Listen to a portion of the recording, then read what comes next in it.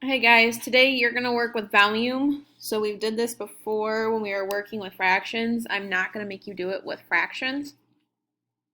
Just practicing that volume is the length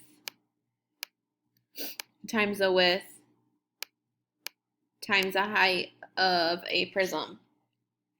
So I drew this prism right here, which is kind of hard to do with just my mouse and my finger. So the length in this one is 3 inches. So I'm going to take 3 times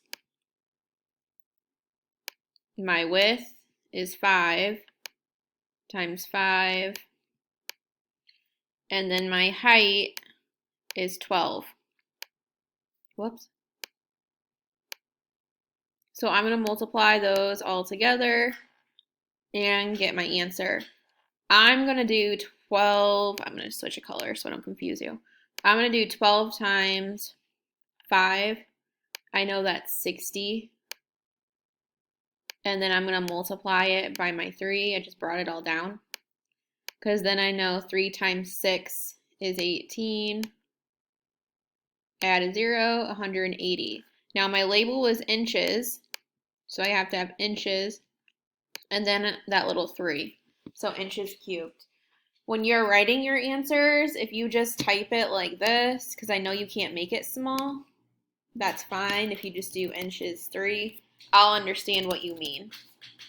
So that's how you find the volume of an object.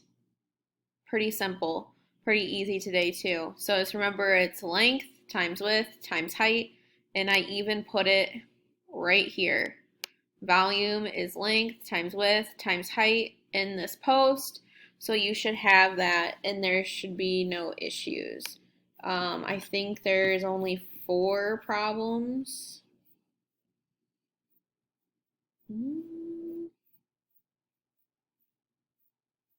Yep, there's 4 problems. So just find the length, the width, the height, multiply all 3, and write your answer in. All right, I hope you have a good day today.